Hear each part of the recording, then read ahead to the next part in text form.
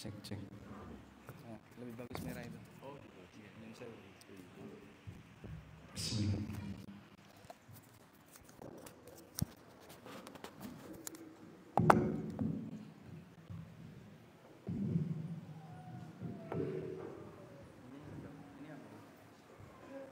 Ini sama. Kalau sama nggak usah. Nah, kalau sama kan. Untuk tanya jawab.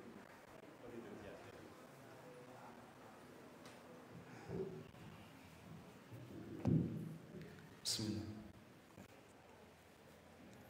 Assalamualaikum warahmatullahi wabarakatuh.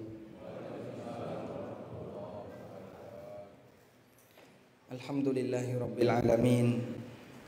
Wassalatu wassalamu ala asyrafil mursalin Nabiyyina wa maulana Muhammadin wa ala alihi wa sahbihi ajma'in. Wa ashhadu an la ilaha illallah wahdahu la syarika lah. Wa ashhadu anna Muhammadan abduhu wa rasuluh sallallahu alaihi wa ala alihi wa sahbihi wa man tabi'ahum bi ihsanin ila yaumiddin. Alhamdulillah, puji syukur kita haturkan kehadirat Allah Subhanahu wa taala di kesempatan waktu duha menjelang zuhur, atas kesabaran para jamaah yang menunggu selama berapa lama, Bapak? Bapak-bapak duki masjid jam pinten? 7:30. Masya Allah.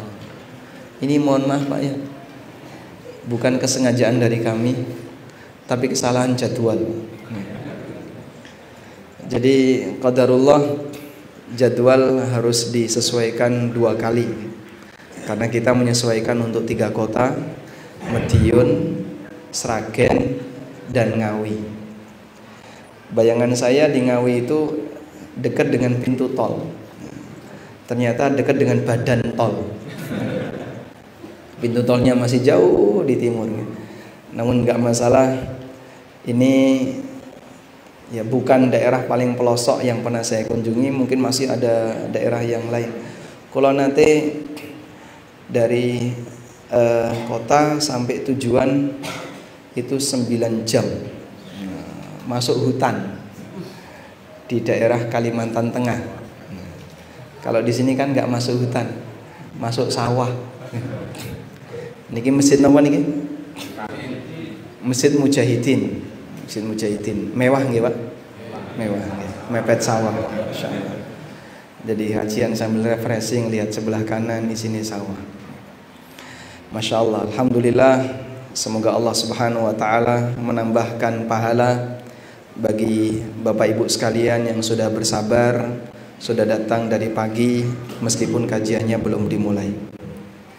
Kita mau bahas tentang refreshing dari penatnya dunia. Saya nggak tahu yang bikin judul ini sinten, Pak? Panitia ya? Masya Allah, berarti panitia udah bosen untuk. Pribun? Oh, sawah terus. Kesel urip gitu. Baik, saya mau tanya, yang paling sepuh Uyos apa pinten nih? Yang paling sepuh. Wolong dosa pundi ingkang wolong dosa? Bagong pinten Bagong? Pinten Bagong? 75. Masya Allah. 75. Ada 76. Simbah pinten Simbah? Pinten? 94. Sekawan doso. Oh Masya Allah. 94 sang doso sekawan. Masya Allah. Masya Allah. Berarti zaman Jepang nih nggih. Oh, melu angkat senjata. Alhamdulillah nggih. Semoga jadi pahala besar. Nyun sewu Bapak, engkang yuswa 75 tadi? Nggih. Kalau Bapak dikasih umur 200 tahun mau nggak Pak? Pribun? Kalau dikasih umur 200 tahun gitu mau nggak Pak? Boten kurut? Pun boten kuat. Kenapa kita nggak mau kalau dikasih umur panjang? Mau kalau sehat, awak waras, tapi arto telas kan bener. Masya Allah. Memang yang namanya hidup ini melelahkan, sehingga banyak sekali kaum muslimin atau manusia secara umum, baik muslim maupun non muslim, kalau ditanya mau nggak sih kalau dikasih umur 200 tahun, bayangkan sakitnya di usia tua itu kayaknya sudah nggak sanggup. Awak wis loro-loronan goyong ini mas, melaku linu dengkule, lungguh linu boyoke, turu linu kemeng kabeh. Merasakan betapa hidup ini tidak bisa lepas dari yang namanya rasa sakit. Dan memang demikianlah kodrat hidup di dunia. Allah Subhanahu wa taala berfirman, "Ya ayyuhal insan, innaka kadihun ila rabbika kadhan famulaqi." Wahai menungso, sak temene awakmu niku capek. Sesungguhnya kamu itu capek, kamu lelah ila rabbika menuju Rabbmu. Lelah menuju Allah niku tegesin apa? Lelah menuju kematian. Sehingga siapapun yang hidup, dia pasti akan menuju kematian. Dan kondisi manusia ketika menuju kematian itu dalam kondisi capek. Famulaqi, sampai awakmu ketemu Allah, sampai orang itu mati. Dan ketika mati, dia akan menghadap Allah Subhanahu wa taala di yaumil qiyamah untuk menjalani hisab. Maka siapapun hamba, pasti dia mengalami kelelahan hidup, dia mengalami kondisi capek hingga dia mati. Di ayat yang lain Allah Subhanahu wa taala berfirman, "Wa laqad khalaqnal insana fi kabadin." Menungso niku diciptakan oleh Allah dalam kondisi kabad. Kabad niku napa, Pak? Sebagian ahli tafsir mengatakan mengalami susah, mengalami capek, dia lelah, pasti pernah sakit dan seterusnya. Sebab yang namanya bawaan hidup di dunia, menungso mesti diberi oleh Allah ujian. Coba di antara Bapak Ibu yang ada di sini, yang dari lahir sampai usia sekarang belum pernah sakit, angkat tangan. Ada? Ada, Pak? Boleh pulang duluan nanti. Ada nggak? Nggak ada. Jadi siapapun yang namanya manusia mesti nanti sakit, pasti pernah sakit, pasti pernah loro. Orang kaya sakit nggak, Pak? Sakit. Pejabat sakit nggak, Pak? Pernah nggak pejabat sakit hati, Pak? Hah? Pernah? Kenapa sering? Sehingga manusia pasti mengalami dua ini. Kalau nggak sakit fisik, sakit hati. Sebab yang namanya hidup pasti di dua ini. Kita menjalani hidup dalam kondisi tidak lepas dari sakit fisik dan sakit hati. Itulah kita. Karena itu seorang ulama tabi'in yang bernama Imam Hasan Al-Basri rahimahullah pernah mengatakan, beliau menulis sebuah surat kepada Khalifah Umar bin Abdul Aziz. Ini ulama ngirim surat ke ulama. Tapi kalau Umar bin Abdul Aziz, beliau sebagai apa? Amirul Mukminin. Hasan Al-Basri mengirim surat kepada Umar bin Abdul Aziz. Dalam surat itu Imam Hasan Al-Basri mengatakan, wa'lam anna dunya daru dha'nin wa laysa bidari iqamatin wa innama unzila adamu ilaiha uqubatan. Ketahuilah bahwa dunia adalah tempat tinggal sementara, bukan tempat tinggal selamanya. Dan Adam diturunkan di muka bumi ini dalam rangka menjalani hukuman. Adam diturunkan di muka bumi dalam rangka menjalani hukuman. Sehingga tempat pertama Adam teng pundi, Pak? Di surga. Beliau mendapatkan aneka kenikmatan di surga.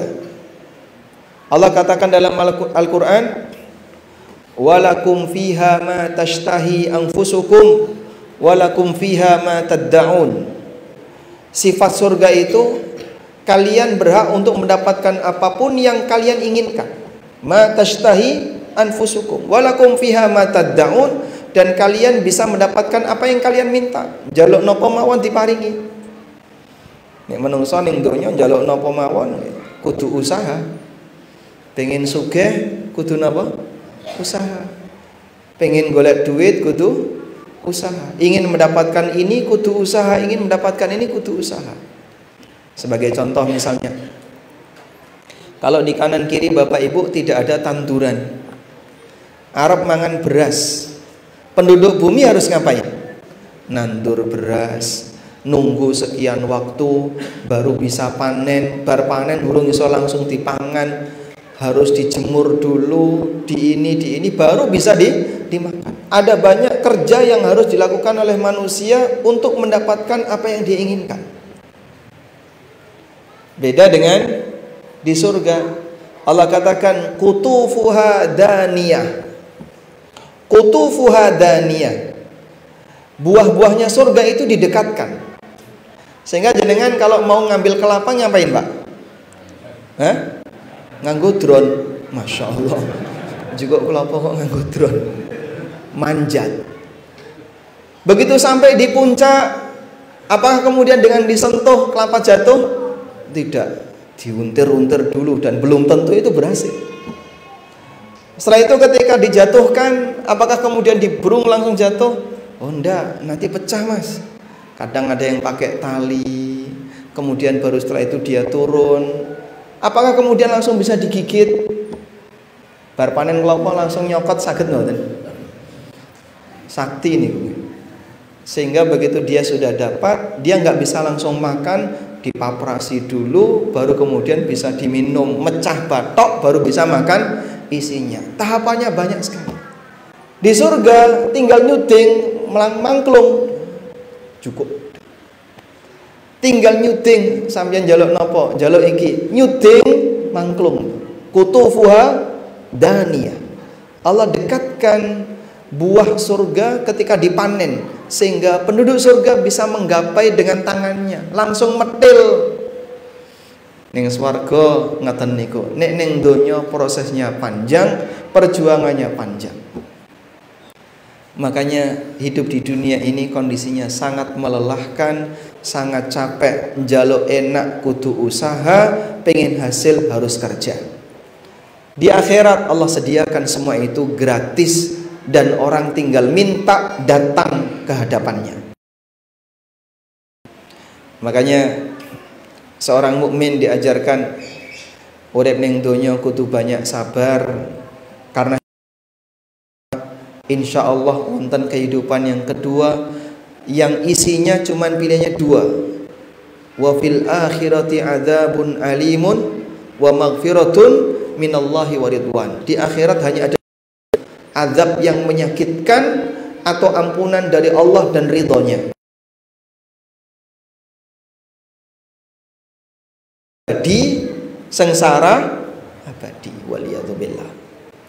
Maka ujian di waktu hidup di dunia dalam rangka golek bekal nalikane menghadap Allah Subhanahu wa taala di akhirat, agar kita bisa mendapatkan kenikmatan abadi. Sing luwih cilaka ana menungso urip ning donya rekoso, ning akhirate ra entuk swarga. Niku paling mesakne, Pak. Contohnya sinten, Mas? Kathah mboten, Pak, urip ning donya rekoso tapi mboten purun salat. Tanggane jenengan wonten mboten? Kathah. Mbok dijak ngaji, Pak, sakno, Pak niku, Pak. Hah? Dijak ngaji purun mboten? Sok purun sok mboten. Niku jenengan kandhani. Awakmu kene donya wis rekoso, macul bendina, panasen, nek udan kodanan, durung iso tentu nikmati hasil, kowe ra gelem salat, sok ning akhirat malah mbebayani. Ada juga orang yang ketika di dunia hidupnya susah, mungkin banyak utang, usaha sering gagal, tapi senengane ning dukun, wonten mboten? Nggih? Wonten. Uripe lara-laran nen golek tangga ning dukun, wonten Pak? Kathah. Masyaallah. Niki mesakne Pak. Wis ning donya uripe sengsara, uripe rekoso, di akhirat dia kehilangan modal iman. Nah, jadi pasiennya dukun. Nek jenengan dadi pasiennya dokter, niku sing ilang duite. Nek dadi pasiennya dukun, sing ilang imane. Tegese pripun, Pak? Nah, nek sampean dadi pasiennya dukun, Allah haramkan untuk masuk ke dalam surga. Innahu may yusyrik billah faqad harramallahu alaihil jannah wa ma'wahun nar wa malid zalimina min ansar. Sapa sing nglakoni syirik mongko Allah haramkan dia masuk surga, panggonane teng pundi? Neraka. Waliyadzubillah. Wa ma'wahun nar wa malid zalimina min ansar, panggonane neraka ora bakalan ana sing nulungi wong dolim. Wong dolim tegese wong musyrik. Sebab orang musyrik itu disebut oleh Allah innasyirka la dzulmun adzim. Sing jenenge syirik itu kezaliman yang besar. Andaikan penduduk dunia yang paling nikmat saja dengan semua fasilitas dia punya, misalnya piyambake tinggal di negeri yang kaya, fasilitas hidupnya serba mewah, minta apa langsung datang, dia dikasih kenikmatan yang serba nikmat di dunia, tetap orang ini akan merasakan lelahnya sakit, karena manusia tidak bisa lepas dari rasa sakit. Tapi karena dia nggak punya iman, dicemplungno oleh Allah Ta'ala di neraka, nikmat yang pernah dia rasakan ketika di dunia sepanjang hidupnya nggak ada rasa, hilang semuanya. Nabi SAW pernah memberikan gambaran seperti apa perbandingan antara kenikmatan di surga dengan kenikmatan dengan azab di neraka. Beliau SAW menyebutkan, yu'ta birajulin yaumal qiyamah, akan didatangkan orang besok di hari kiamat yang dia adalah manusia yang dulu ketika di dunia punya kenikmatan yang paling puncak, uripe mulya, paling enak, njaluk napa mawon dipenuhi. Dia adalah orang yang paling nikmat ketika di dunia. Kemudian Allah Subhanahu wa Ta'ala mencelupkan orang ini ke dalam neraka sekali celupan, dicelupkan, sudah, terus diintas. Cuman sekali celupan di neraka terus diintas. Lalu Allah tanya sama orang ini, ya Abdullah, ya fulan, hal baqiya laka min ni'amid dunya, wahai menungso, apakah kamu masih merasakan kenikmatan dunia yang dulu kau rasakan? Apa tadi ya? Ya Allah, aku tidak merasakan kenikmatan sedikit pun. Padahal nalikane orang ini urip ning donya paling nikmat. Mungkin ya pejabat tertinggi, punya kekuasaan, nek ngomong dirungokno, njaluk napa mawon dikabulkan, fasilitas hidupnya banyak, apapun dia punya. Mungkin bojone ra mung siji, Pak. Tapi pada waktu dia di hadapan Allah di neraka, di akhirat, dicelupkan sekali celup, dintas, itu dia lupa semua kenikmatan dunia.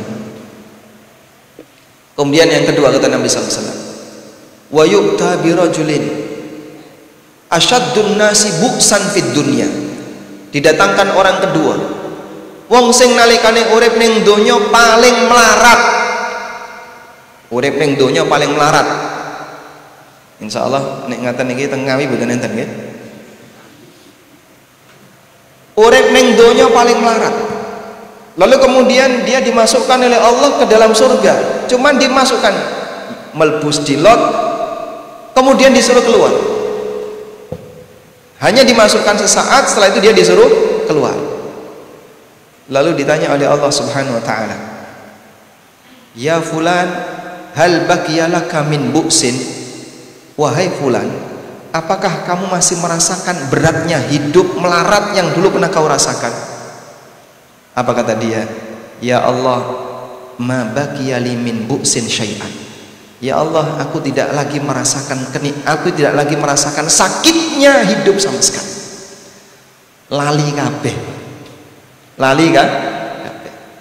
Itulah nilai dari harga iman. Jadi senajan wong niku melarat nalikane urip ning donya, tapi dia menungso sing taat. Begitu dia masuk ke akhirat, diselamatkan oleh Allah, dimasukkan ke dalam surga, walaupun hanya sebentar, dia telah melupakan semua kondisi melarat yang pernah dialami di dunia. Masya Allah, ini nikmat yang luar biasa. Saya kalau pas bahas hadis seperti ini, kadang ingat sebenarnya pembuktiannya di dunia itu bisa kita kenali, Pak. Contohnya ngeten nggih. Jenengan ngunjuk teh manis. Ketika kita minum teh manis, kita merasakan, wah, teh ini legi. Setelah minum teh manis, makan kurma sukari. Udah? Dia makan kurma sukari. Selesai makan kurma sukari, minum teh. Loh, kok pahit? Pripun? Legine teh kalah, karena legine kalah karo kurma. Begitu selesai dia makan kurma, minum teh lagi, manisnya hilang. Perubahan dalam sesaat. Itu baru di dunia loh, Pak. Yang awalnya minum teh terasa manis, begitu dia makan kurma, manisnya kalah si teh tadi, minum teh lagi, loh kok orang lagi kaya meneh, hilang manisnya. Apalagi di akhirat yang tidak bisa dibandingkan dengan kondisi di dunia.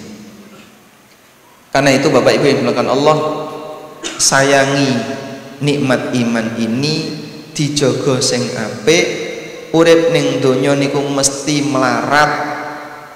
Siapapun dia, baik dia orang yang tidak mampu maupun orang kaya, baik dia rakyat maupun pejabat, pasti dia mengalami kondisi capek ketika tidur.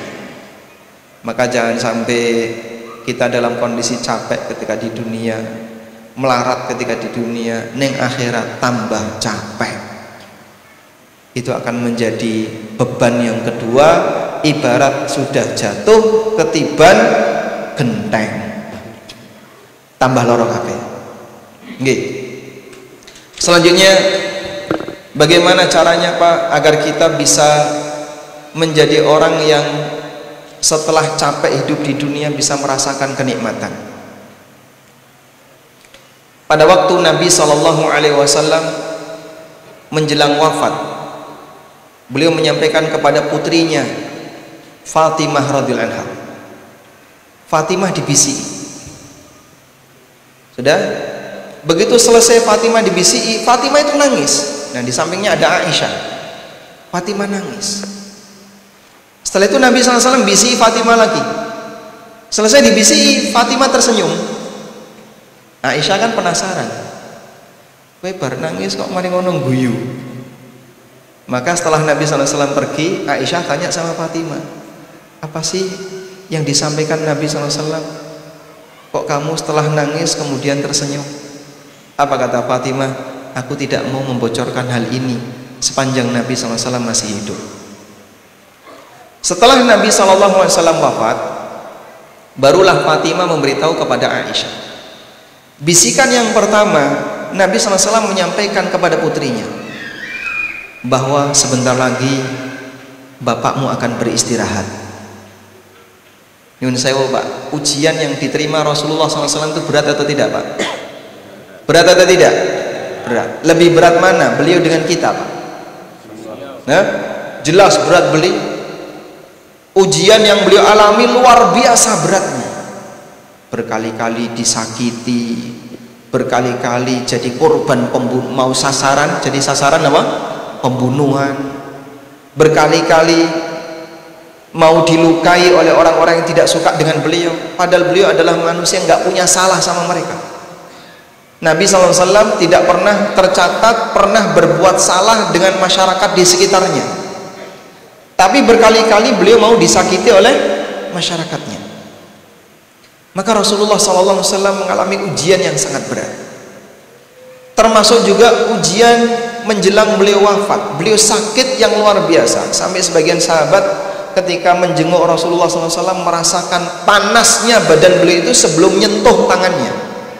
Ya Rasulullah, innaka la tu'ak. Ya Rasulullah, Anda mengalami sakit yang sangat parah. Kemudian beliau mengatakan, innila u'aku wa'kan syadida. Aku mengalami sakit yang sangat parah. Aku mengalami demam 2 kali dari demamnya manusia biasa. Masya Allah. Jenengan kalau demam suhunya pinten? Paling tinggi pinten? 40. 40 itu harus opnam itu Pak. Mungkin 39. Kalau sampai 40, 41 barangkali dia harus opnam. Itu kondisi manusia ketika sakit, manusia biasa. Rasulullah SAW di atas itu. Kemudian beliau SAW menyampaikan, sesungguhnya orang diuji oleh Allah sesuai dengan kadar imannya, dan dengan itulah dosa-dosanya berguguran atau derajatnya dinaikkan.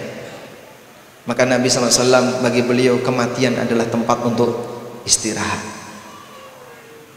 Lalu Fatimah dibisiki lagi. Setelah Fatimah nangis, ya, berarti ajalnya bapaknya sudah dekat. Fatimah kemudian dibisiki, sebentar lagi kau akan menyusul. Nah, Fatimah tersenyum, berarti tidak lama setelah bapaknya meninggal beliau akan meninggal. Tidak takut untuk menghadapi kematian, karena mereka tahu bahwasanya pasca kematian mereka akan mendapatkan apa? Kenikmatan yang besar di sisi Allah, sehingga menghadapi kematian itu seperti tempat untuk beristirahat.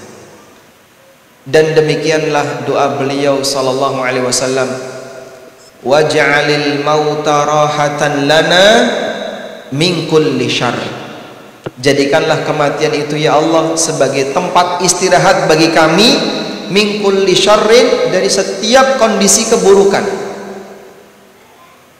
Dan itulah harapan kita. Piye carane mati itu adalah tempat untuk istirahat. Namun ini butuh mukaddimah. Apa mukaddimahnya biar mati itu menjadi tempat untuk istirahat dari penatnya hidup di dunia? Yang pertama, jaga iman. Jangan sampai berbuat kesyirikan. Tadi sudah kita sampaikan.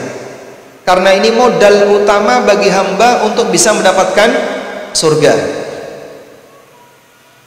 Sebagaimana yang ditegaskan oleh Nabi SAW, innahu la yadkhulul jannata illa mu'minun. Tidak ada yang bisa masuk surga kecuali wong mukmin.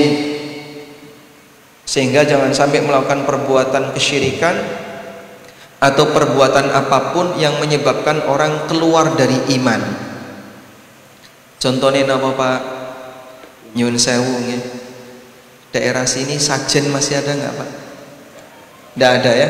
Alhamdulillah. Mungkin zaman dhisik nek arep panen wiwitan, wonten mboten Pak? Hah? Metil.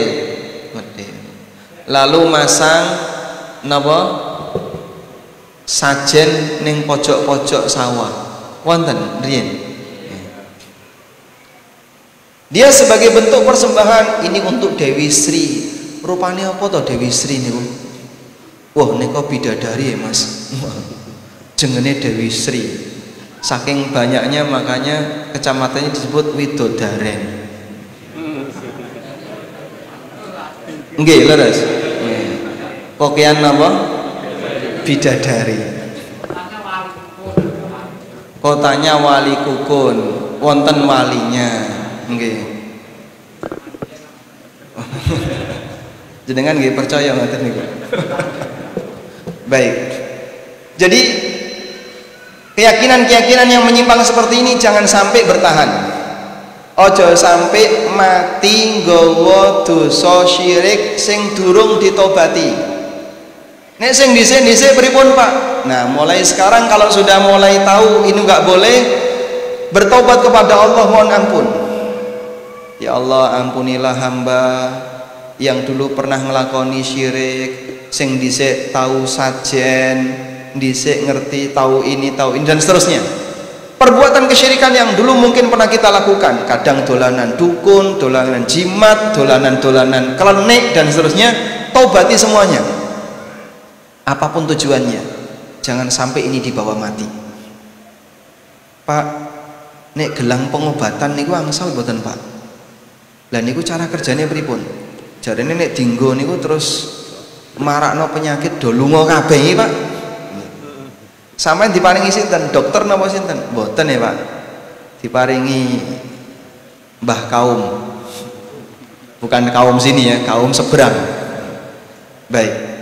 Nggih nyuwun pangapunten, Nabi sallallahu alaihi wasallam pernah melihat ada orang pakai seperti itu. Ada orang pakai gelang. Gelang itu gelang kesehatan. Ketemu beliau dipegang tangannya. Lalu beliau tanya, "Ini apa?" "Ya Rasulullah, minal wahina." "Ya Rasulullah, niki gelang untuk tolak penyakit wahina." Penyakit wahina niku nek bahasa kita ya penyakit kemeng-kemeng. Jadi do kemeng awake, do pegel-pegel, ini namanya penyakit wahina.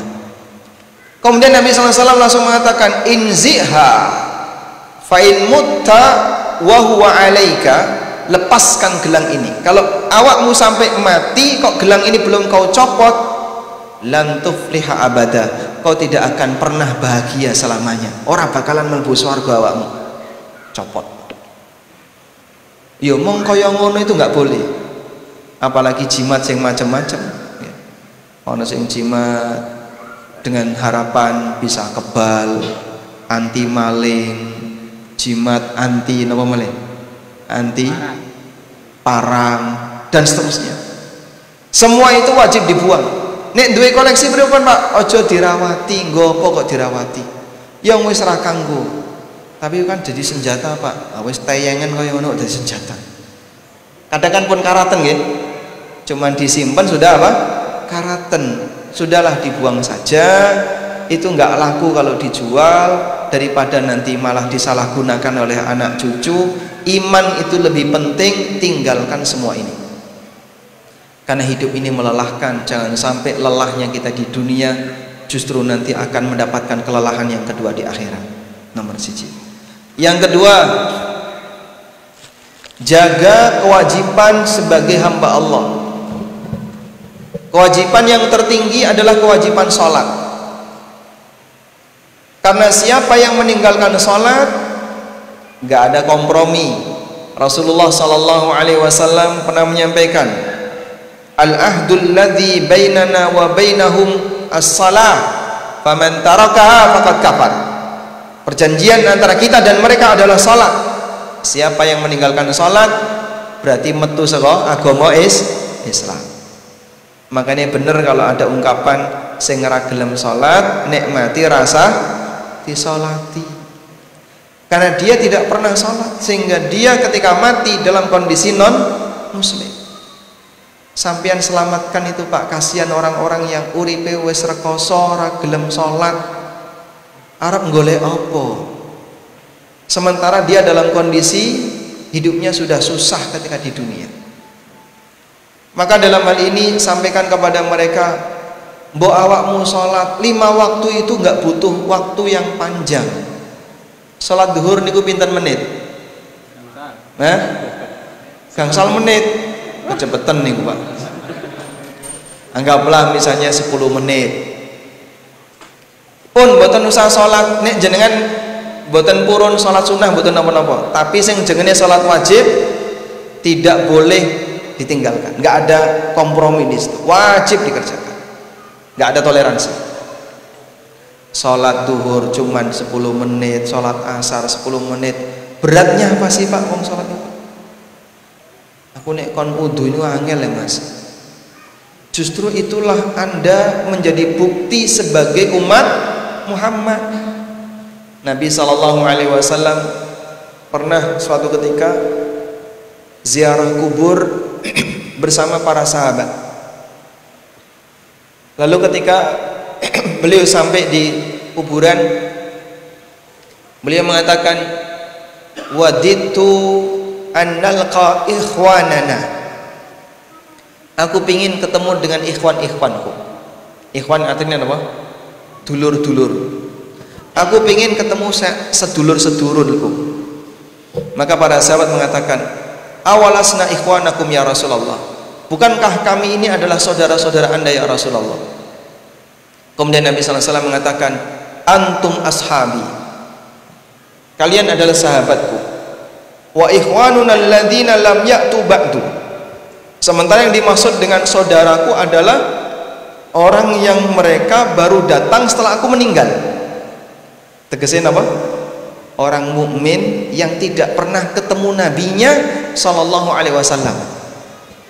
Wong muslim yang tidak pernah ketemu nabinya sallallahu alaihi wasallam, itulah ikhwan nabi sallallahu alaihi wasallam. Lalu para sahabat bertanya, ya Rasulullah, wa kaifa ta'rifuhum? Ya Rasulullah, pripun cara jenengan bisa mengenali mereka sementara jenengan tidak pernah melihat mereka?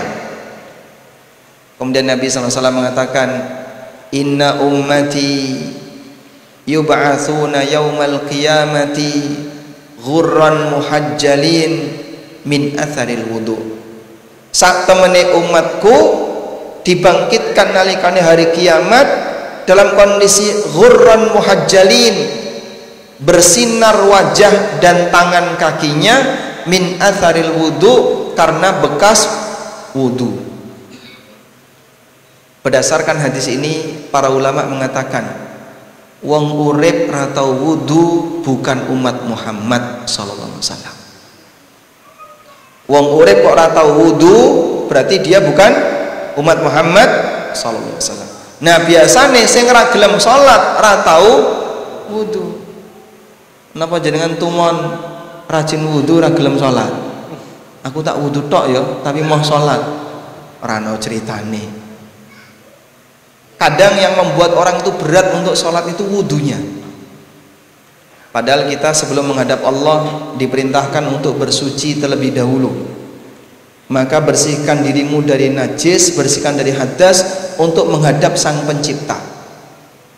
Dan ini penanda umat Muhammad sallallahu alaihi wasallam. Mongko piyantun ingkang boten purun sholat, mesti boten purun wudu, bukan umat Muhammad sallallahu alaihi wasallam. Kadang nyuwun sewu nggih, ini ajaran yang berbahaya. Ada sebagian orang yang mengandalkan amal orang lain. Mas, ora salat ya ora apa-apa, sing penting konek mati ditahlilke kan melbu swarga. Itu ajaran berbahaya itu. Kata siapa, Pak? Kalau orang mati kemudian ditahlilke terus melbu swarga. Ditahlilke itu kan amalan orang lain, bukan amal dia, wong dia sudah mati. Sehingga keyakinan kalau orang nggak sholat, ratau poso, ratau wudu, nggak kenal yang namanya zakat, mungkin dia pernah sedekah, tapi zakat dia nggak ngerti. Wes ratau sholat, ratau poso, ratau wudu, ratau ngibadah, tapi KTP ini Islam. Mati ditahlil dalam keyakinan dia apa? Masuk surga. Ini salah. Kenapa, Pak? Allah mengatakan dalam Al-Quran, kullu nafsin bima kasabat rahinatun. Masing-masing manusia itu tergadaikan oleh amalnya, bukan amal orang lain. Kalau amal orang lainnya jadi tabungan amal orang lain. Dia punya amal sendiri, orang lain punya amal sendiri. Dan kalau tidak pernah sholat, tidak pernah wudu, tidak ngerti tentang syariat, ratau poso dan seterusnya, dudu wong muslim. Ini bukan orang muslim. Walaupun dikasih tahlilan, walaupun didongakno, tidak berpengaruh sama sekali. Makanya Allah ingatkan dalam Al-Quran, kalau jenengan pengen dalile, sampean bisa lihat firman Allah Subhanahu wa Ta'ala dalam Al-Quran. Allah Ta'ala mengatakan, coba saya bacakan ya,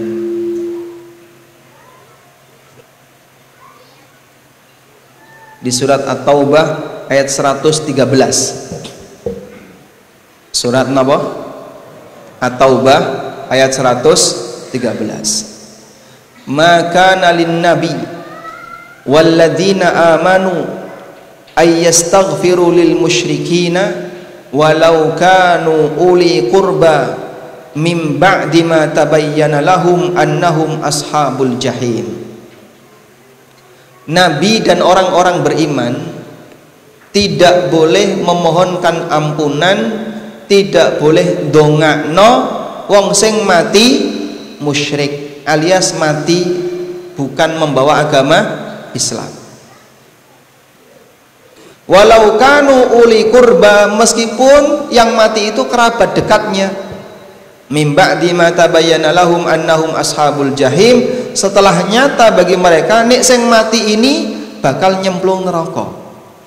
Karena piyambake ra tau salat, ra tau poso, ra kenal agama, blas anti agama.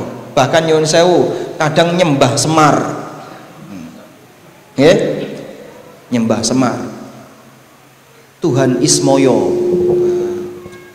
Sehingga menurut dia siapa sih yang diagungkan? Ada dewa-dewa tertentu. Padahal KTP-nya Islam. Ini sejatinya belum muslim. Orang seperti ini kalau meninggal tidak boleh disolati, tidak boleh didoakan, karena dia adalah orang yang tidak beragama Islam. Baik. Oleh karena itu percuma saja bagi manusia yang dia tidak pernah sholat, tidak pernah ibadah kepada Allah, tidak pernah wudhu, menika dudu bukan umat Muhammad sallallahu alaihi wasallam. Karena ciri umat Muhammad, dia adalah orang yang punya bekas cahaya di wajah, tangan dan kakinya karena bekas napa? Wudhu. Maka nyuwun sewu nggih Bapak-bapak, nek wudhu sing serius. Maksudnya pripun Pak? Nggih jenengan wudhu, anggota wudhu wajib basah sesuai dengan yang diajarkan dalam Al-Qur'an. Faghsilu wujuhakum wa aydiyakum ilal marafiqi wamsahu bi ru'usikum wa arjulakum ilal ka'bain. Bagian yang disebutkan dalam Al-Qur'an tadi, wajah harus basah semua, tangan sampai siku melu basah boten, sikut kudu melu basah. Kadang sering saya jumpai orang wudu tapi sikute garing, keran ini dibuka monggo yang ini Pak, kemudian dia sodorkan tangannya di bawah keran, bagian bawah garing, niku batal wudune. Kemudian ketika nyuci kaki, setelah ngusap kepala nyuci kaki kadang tungkae garing. Kenapa? Keran dibuka mong disentorne di depan, maju mundur kanan kiri, tungkae garing, tumitnya kering. Karena tumitnya kering terus gimana? Wudune batal. Nek wudu batal, salate batal napa sah? Batal. Nah itu perlu dihati-hati. Nyuwun sewu nggih Pak, pelanggaran seperti ini tidak hanya terjadi di masyarakat kampung, teng kota nggih kathah. Banyak orang ketika wudhu dia nggak beres wudhunya, maka bisa jadi bertahun-tahun kalau wudhunya orang ini nggak pernah berubah, wudhune batal, sholate batal. Pastikan nggih, sikut teles, tungkak teles. Makanya kalau wudhu Nabi sallallahu alaihi wasallam mengajarkan digosok pakai tangan. Jadi nyuci kaki ya kalau digosoki, agar seluruh bagian anggota wudhu semuanya basah. Nggih. Selanjutnya, setelah kita menjaga kewajiban, kita pingin agar ketemu Allah dalam keadaan membawa bekal yang lebih banyak. Caranya pripun Pak? Perbaikilah di sisa usia. Perbaikilah di sisa usia. Baik. Yuswa pinten simbai? Pinten? 7 dosa. Bapak melakukan perjalanan menuju Allah selama 70 tahun. Sebentar lagi mau sampai. Gitu. Loh, kita semuanya kan melakukan perjalanan menuju Allah sesuai dengan umur yang Allah berikan kepada kita. Nggih. Jenengan pinter dong. 55. Kurang berapa hari lagi? Pangapunten, Masya Allah. Baik. Pernah satu ketika ada seorang ulama tabi'in namanya Fudail bin Iyad. Fudail ini ketemu orang, terus ditanya, "Kam marra 'alaika minas sana?" Umurmu berapa? Orang itu menjawab, "Situna sanatan," 60 tahun. Lalu Fudail bin Iyad mengatakan, "Anta tasiru ila rabbika sittina sanatan tushiku an tablugha." Bapak melakukan perjalanan menuju Allah selama 60 tahun, sebentar lagi mau sampai. Niki boten kula lho sing ngendika. Niki ulama asmane sinten? Fudail bin Iyad. Sezaman dengan Imam Malik. Engkau melakukan perjalanan selama 60 tahun, sebentar lagi mau sampai. Apalagi yang sudah 70 tahun, yang 90 tahun, berarti melakukan perjalanan selama sekian puluh tahun, sebentar lagi mau sampai. Orang tadi langsung mengucapkan innalillahi wa inna ilaihi raji'un. Wis ndredeg. Lalu beliau tanya, bagaimana caranya agar kita bisa selamat? Kemudian Imam Fudail mengatakan, jenengan bisa catat kalimat ini. Kalau kamu pengen selamat ketika ketemu Allah, kata beliau, ahsin fima baqiya yughfar laka ma madha fa innaka in asa'ta fima baqiya ukhitta bima baqiya wa bima madha. Kata beliau, perbaikilah dirimu di sisa usiamu, maka semua dosamu di masa silam akan diampuni.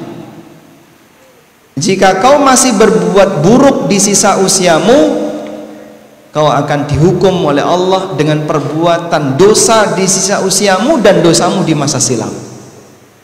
Niku kata kuncinya. Kita semuanya mungkin dulu punya maksiat, nggih. Saya dulu punya maksiat, Bapak Ibu mungkin dulu punya masa silam yang gelap. Udahlah, lupakan saja, kita tatap masa depan untuk yang lebih baik. Semoga Allah mengampuni kita di sisa usia kita. Wallahu ta'ala alam. Demikian yang bisa kita sampaikan, semoga bermanfaat. Wassallallahu ala nabiyyina Muhammadin wa ala alihi wa sahbihi wasallam.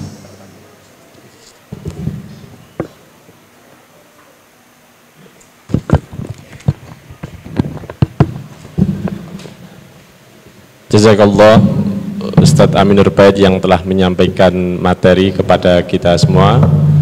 Selanjutnya sekalian, kita masuk kepada sesi tanya jawab.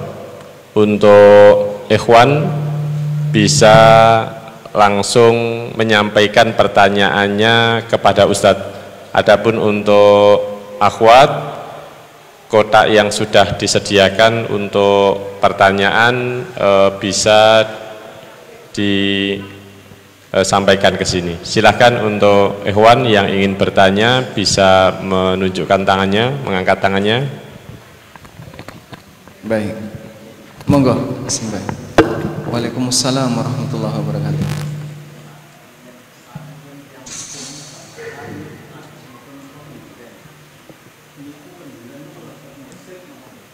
Oh ngaten. Oh nggih. Biasanya tiang dusun niku sregep kenduren. Berarti tabungannya kathah nih ngoten niku. Napa mawon nonton kenduren. Apakah kenduren itu kalebet perbuatan kesyirikan apa mboten? Kenduren itu kan syukuran gitu, Pak. Syukuran isinya makan-makan. Nggih. Kegiatan dan acara kenduren niku napa mawon selain makan-makan, Pak? Napa? Diikrarne nek niki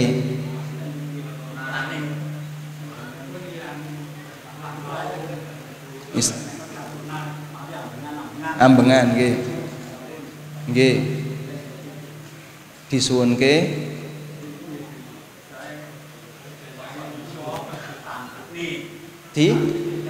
diikrarne nggih.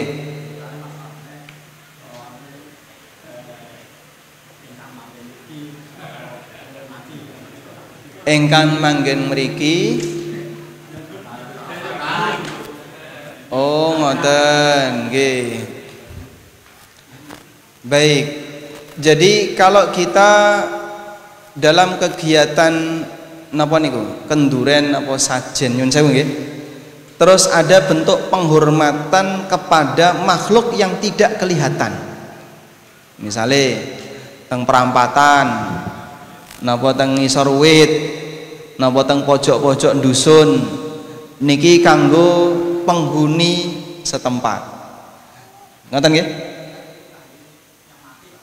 Tangge tiang mati. Nah nggih, sajen tiang mati. Nah, nek ngoten niku nggih pun bahaya niku, Pak. Jadi kalau ada bentuk penghormatan kepada makhluk yang tidak kelihatan, itu tidak boleh. Allah sebutkan dalam Al-Quran, jenengan bisa buka di surat Al-Jin. Allah mengatakan, wa innahu kana rijalum minal insi ya'udzuuna birijalim minal jinni fazaduhum rahaqa. Kalimat ini bercerita tentang kebiasaan orang musyrik zaman jahiliyah. Orang musyrik zaman jahiliyah, mereka itu punya kebiasaan ketika mau melewati daerah tertentu, maka mereka itu pamit kepada penghuni setempat yang tidak kelihatan. Maka mereka pamit, Simbah niki putune arep lewat. Bagi yang menghuni alam ini yang tidak kelihatan, kami mohon perlindungan agar kami tidak diganggu sampai kami melintasi daerah ini. Terus mereka baru lewat. Disebut oleh Allah dalam Al-Quran, fazaduhum rahaqa, sehingga membuat mereka makin durhaka. Tegese pripun? Orang ini mohon perlindungan kepada selain Allah. Orang ini mohon perlindungan kepada selain Allah. Baik. Terus hukumnya gimana, Pak? Ini kebiasaan yang tidak bagus yang dilakukan oleh orang musyrikin jahiliyah yang disebutkan oleh Allah dalam Al-Quran. Nah, kalau seperti itu, nggih berarti boten angsal. Kita tidak boleh misalnya naruh sego sak napa? Sak napa biasanya? Sak cangkir, sak takir ya. Naruh sego sak takir. Kemudian ditaruh ning pojokan-pojokan sak takir, sak takir, sak takir, iki kanggo sing wis mati, arwah yang sudah meninggal dan seterusnya. Ini tidak boleh. Yang sudah meninggal makanannya bukan nasi. Wis mati niku makanannya napa, Pak? Hah? Dikasih nasi doyan napa mboten? Saya masih punya tetangga seperti itu di Klaten. Kula niki KTP Klaten. Wonten tangga kamar tempat simbah yang dulu sebelum meninggal beliau sakit di situ. Ada satu meja, kemudian dikasih sajen, makanan-makanan lengkap. Ya ini untuk arwah simbah. Keyakinan seperti ini salah, karena arwah itu berada di mana?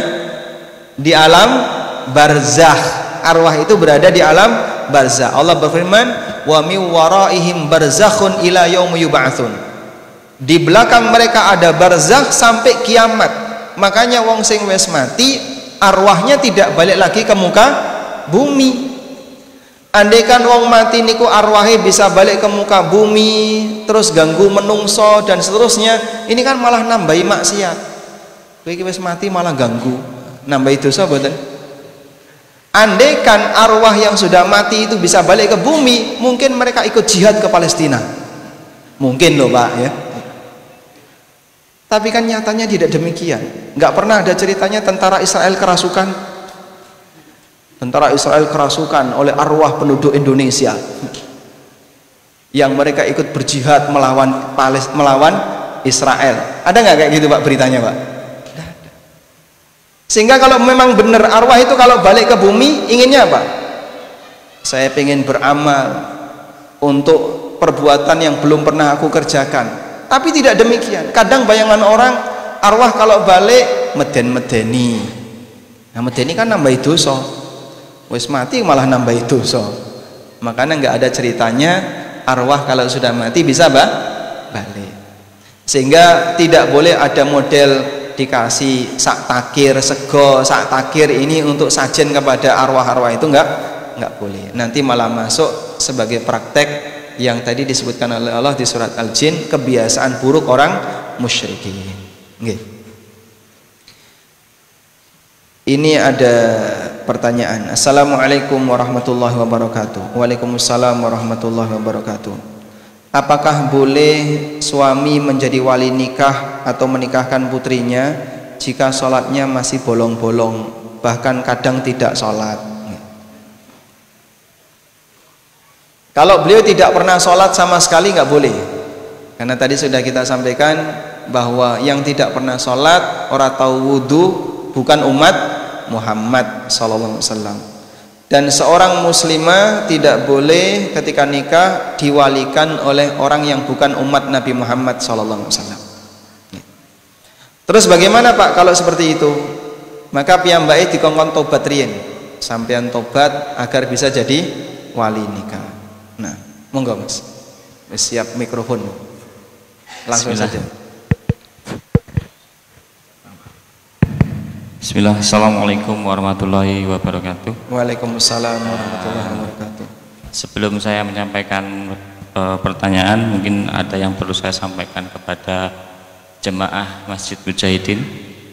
Saya dari Magetan. Masya Allah, alhamdulillah baru pertama kali juga sampai di sini. Di awal juga saya mendengarkan dari Pak Zainuddin ya, mengenai sejarah perjuangan dakwah yang ada di sini. Saya pribadi mengucapkan jazakallahu khairan, barakallahu fikum. Semoga perjuangan dakwah bapak-bapak di sini mendapatkan pahala di sisi Allah Subhanahu wa taala. Saya juga dari Magetan mempersilahkan kepada bapak-bapak jamaah Mujahidin barangkali dolan ke Magetan, cari masjid yang namanya Masjid As-Sakinah. Nanti insya Allah kita akan dengan tangan terbuka. Jadi di sana itu juga merupakan saksi sejarah perjuangan dakwah yang ada di kota Magetan. Atau mungkin jenengan nyari besan di sini nggak? Oh, monggo. Jadi untuk pertanyaan saya ada 2 pertanyaan Ustaz. Saya rapel. Mungkin Ustaz lupa atau masih ingat. Kita kemarin bertemu di Masjid Asyifa Ponorogo. Masih ingat. Alhamdulillah. Jadi sebelum pertanyaan juga saya juga mau menyampaikan Ustaz. Saya itu kan di Magetan perjalanan ke Ponorogo itu kan ada pekerjaan di masjid itu. Dalam perjalanan itu kan kurang lebih 1 jam ya. Kurun waktu 2 atau 3 minggu sebelum itu saya nyetir di mobil itu buka YouTube Ustaz. Buka YouTube, yang saya buka adalah ANB channel. Jadi saya itu batin. Mudah-mudahan Ustadz Ami ada waktu lagi ke Madiun, saya pengen ketemu. Saya batin gitu aja. Dan ini lucu apa anehnya ya? Saya itu malah tidak tahu kalau ada jadwal Ustadz Ami ada di Masjid Asyifa Ponorogo. Padahal tempat saya bekerja persis di depan masjid tersebut. Ya, qadarullah, tiba-tiba istri saya memberikan chat di WA saya, memberikan jadwal Ustadz Ami. Loh, Masya Allah kan. Terus ketika paginya saya pagi-pagi kepingin segera ketemu dengan Ustadz, tapi kayaknya Ustadz sudah istilahnya bertemu dan bercengkrama dengan beberapa pengurus di Masjid Asyifa. Saya mau mendekat tapi apalah saya. Tapi alhamdulillah tidak disangka-sangkakan Ustaz. Ketika mungkin Ustadz mau menunggu waktu untuk datang ke mimbar, Ustadz malah duduk di samping saya. Itu saya sangat bahagia waktu itu Ustaz. Saya ingin meluapkan kebahagiaannya itu dengan bersalaman dan selfie. Jamaahnya bingung, pertanyaan bagian mana ya? Iya. Yang bingung jamaahnya buatan kulo Pak. Iya, maaf. Jadi ini pertanyaan pertama. Ini sebenarnya pertanyaan yang ada di Masjid Asyifa. Jadi kan ini amanah pertanyaan. Jadi saya sampaikan sini, mohon maaf. Saya juga mohon izin. Jadi untuk kajian di Masjid Asyifa kemarin itu kan temanya adalah untukmu yang sedang sakit hati. Jadi ada titipan pertanyaan, bagaimana cara mengatasi sakit hati atas kekecewaan, pengkhianatan yang dilakukan oleh orang terdekat. Sedangkan kita mau tidak mau kita harus bertemu orang ini setiap harinya. Bagaimana cara untuk memaafkannya? Itu pertanyaan yang pertama. Baik. Katusipun cekap setunggal mawon nih Pak. Ini karena sebentar lagi kita mau azan. Kurang berapa menit? Kurang 4 menit ya. Hah? Oke. Baik. Kurang 5 menit. Sholat duhurnya diundur. Oh, okay. Satu dulu Pak ya. Oke, siap. Terima kasih. Baik, bagaimana cara memaafkan orang yang mengecewakan kita sementara yang bersangkutan adalah orang terdekat kita. Orang terdekat itu bisa suami, istri, anak, orang tua, dan seterusnya. Memang terkadang ada kondisi di mana kita berat sekali untuk memaafkan, dan sah-sah saja Pak untuk berat memaafkan. Nabi SAW sendiri orang yang sangat pemaaf, tapi ternyata ada beberapa orang yang beliau tidak maafkan. Ada namanya orang yang dia pernah menyakiti Rasulullah SAW, Abdullah bin Khattal. Abdullah bin Khattal ini saking besarnya kejahatan yang dia lakukan kepada Rasulullah SAW sampai Nabi SAW nggak mau memaafkan. Hingga ketika Fathu Mekah, Nabi SAW mentargetkan Abdullah bin Khattal ini, bunuh dia dimanapun dia berada. Akhirnya dia lari memegangi Ka'bah. Dia lari memegangi Ka'bah dengan harapan kalau megang Ka'bah tidak dibunuh. Tapi dia tetap ditangkap oleh para sahabat, dibawa keluar dari Masjidil Haram, kemudian dibunuh. Karena nggak ada maaf untuk orang seperti ini. Dia menyakiti Rasulullah SAW dengan cara yang sangat mengerikan, sangat menjijikkan. Maka Nabi SAW tidak memaafkannya. Bani Nadir, ketika dia ada usaha untuk membunuh Rasulullah SAW, hingga kemudian Allah turunkan wahyu bahwa Bani Nadir bersekongkol untuk membunuhmu. Akhirnya Nabi SAW membuat kebijakan Bani Nadir harus diusir dari Madinah. Akhirnya Bani Nadir disuruh pergi. Mereka kemudian pergi meninggalkan kota Madinah menuju Syam. Di perjalanan banyak orang yang mati karena mengalami sakit untuk perjalanan yang sangat jauh selama 1 bulan menuju Syam. Itu contoh mereka yang menyakiti Rasulullah SAW dan beliau dalam keadaan tidak memaafkan. Cuman bagaimana kalau dia itu orang terdekat kita? Beda-beda Pak. Kalau dia adalah orang tua, nggak mungkin kita mengusir orang tua. Nabi Ibrahim itu disakiti berkali-kali oleh bapaknya, tapi beliau tetap bersikap sopan kepada bapak, menampakkan rasa sayang kepada bapak, dan seterusnya. Bagaimana kalau anak Nabi Nuh alaihissalam disakiti oleh anaknya, dan saat anaknya tidak mau beriman, diajak oleh Nabi Nuh, irkam ma'ana wala takun ma'al kafirin. Ayo anakku, naik ke dalam perahu bersama kami, jangan bersama orang-orang kafir. Qala sa'awi ila jabalin ya'simuni minal ma'. Dia mengatakan, aku akan naik gunung biar tidak tenggelam. Qala la 'asima 'alaikal yawma min amrillah. Tidak ada yang bisa melindungimu dari ketetapan Allah di hari ini. Wa hala bainahumal mauju fakana minal mughraqin. Anak wis kaya ngono, bapak ini masih usaha untuk menyelamatkan, akhirnya Allah tenggelamkan. Kemudian kalau istri bagaimana Pak? Atau suami? Nah mungkin ini agak berat. Kalau bapak tidak ada mantan bapak, kalau anak tidak ada mantan anak, sing jengene bapak karo anak sak lawase. Tapi kalau istri ada nggak mantan istri Pak? Ada. Ada mantan suami? Ada. Kalau memang nggak kuat, sehingga kalau bertemu terus bersatu nampaknya mustahil untuk bisa hidup nyaman, mungkin jalan keluar terakhir harus pisah. Nanti timbangannya ketemu padu terus. Ketika ketemu kok padu terus rano lereni, mungkin jalan keluar terakhir adalah harus pisah. Bisa jadi malah pisah ini yang terbaik. Dan itu tergantung kondisi masing-masing. Ada sebagian muslimah misalnya, aku duwe bojo sing kaya ngene Pak, wis ra gelem salat, utange akeh, senengane njaluk duwite bojone. Kadang kasar karo sing wedok, wani ngaplok nganggo tangan misalnya ya, sampai akhirnya istrinya nggak kuat, terus boleh nggak gugat cerai? Boleh, karena suaminya telah berbuat zalim. Demikian pula suami, ketika ternyata pasangannya nggak bisa diajak baik, kemudian dia pisah dengan pasangannya, pripun? Boleh. Seperti itu, karena bisa jadi pilihan itu yang terbaik jika tidak memungkinkan untuk disatukan kembali. Itu jadi pilihan terakhir ya. Kalau masih bisa diperbaiki, silahkan diperbaiki. Wallahu a'lam. Walhamdulillahirabbil alamin. Pripun?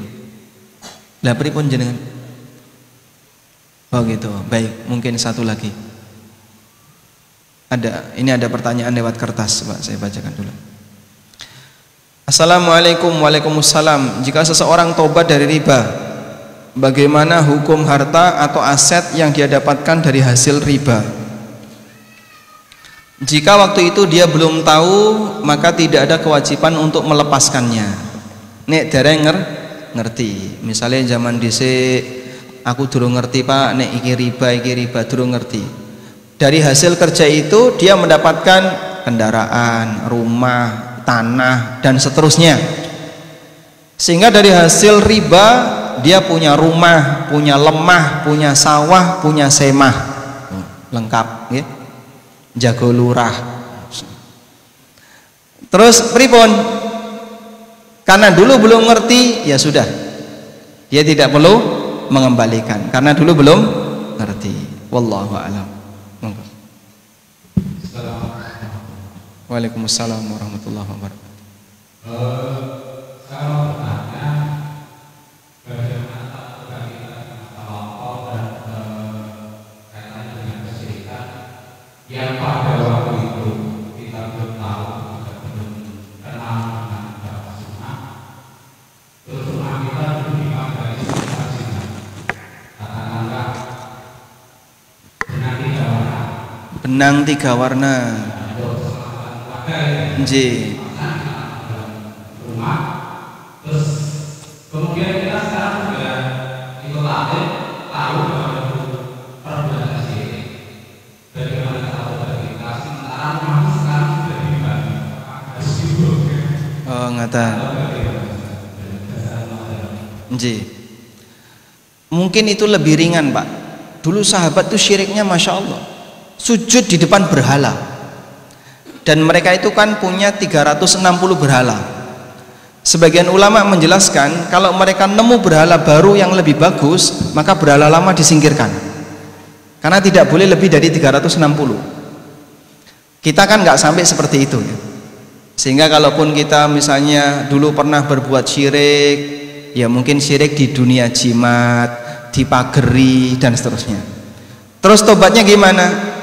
Kalau jimatnya bisa ditemukan, ambil, buang. Itu tobatnya. Kalau nggak bisa ditemukan, ya sudah, anggap saja sudah nggak ada. Ada salah satu masjid di Jogja yang waktu dibangun itu mendem, ya, nanam kepala kerbau. Padahal bangun masjid loh, Pak. Mau bangun masjid itu nanam kepala kerbau. Wah, dan dulu acara sebelum bangun masjid itu jadilan begitu, sering dipakai untuk acara-acara yang nggak benar. Masjidnya megah sekali, besar. Allah Subhanahu wa taala tidak mengabadikan amalnya walaupun masjidnya megah, sepi. Sehingga tidak banyak orang yang sholat di situ. Maka terkadang rumah yang masih ada pagar-pagar dan jimat-jimat itu jangan dibiarkan. Nek iso nemu jimate segera diambil, hancurkan, buang ya, dirusak. Tapi kalau nggak ketemu, anggap saja sudah tidak ada. Wallahu a'lam. Baik, mekaten ingkang saged kula aturaken mugi dados ilmu yang manfaat. Allahumma anfa'na bima 'allamtana wa 'allimna ma yanfa'una warzuqna ilma. Wa sallallahu ala nabiyyina Muhammadin wa ala alihi wa sahbihi wa sallam wa akhiru da'wana alhamdulillahi rabbil alamin. Wassalamu alaikum warahmatullahi wabarakatuh.